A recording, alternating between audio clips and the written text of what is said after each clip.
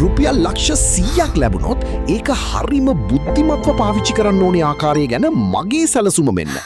මුලින්ම ලක්ෂ 15ක් මම ස්ථාවර තැන්පතුවක දානවා. ඒකින් මට ස්ථාවර පදනමක් ලැබෙනවා.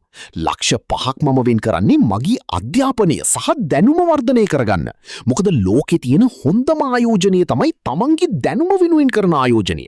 ඊළඟට ලක්ෂ 30ක් මම රත්තරන් මිලදී ගන්න යොදවනවා. මොකද ආර්ථිකයේ මොන වගේ වුණත් රත්තරන් කියන්නේ වටිනාකම රැකෙන සුරක්ෂිත ආයෝජනයක්. තවත් ලක්ෂ 10ක් මම කොටස් වෙළඳ පොළට යොදවනවා. හැබැයි ඒකට යන්න කලින් ඒ ගැන හොඳින් ඉගෙන ගන්න එක අනිවාර්යයි.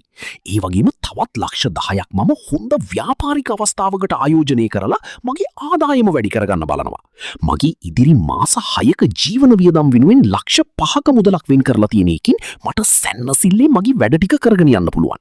අවසාන වශයෙන් ඕනෑම හදිසි අවශ්‍යතාවයකදී පාවිච්චි කරන්න ලක්ෂ 25ක විශාල මුදලක් මම මගේ හදිසාර මුදල හෙවත් ඉමර්ජන්සි ෆන්ඩ් එක විදියට වෙන් කරනවා. සල්ලි හොයනවට වඩා වැදගත් වෙන්නේ ඒ සල්ලි නිවරදිව පාලනය කරන එකයි. ඉතින් මගේ මේ ප්ලෑන් එක ගැන ඔයාලා මොකද හිතන්නේ? ඔයාලගේ අදහස පල්ලෙහිම් කමෙන්ට් කරන්න. මේ වගේ තොරතුරු දැනගන්න මාව ෆලෝ කරන්න.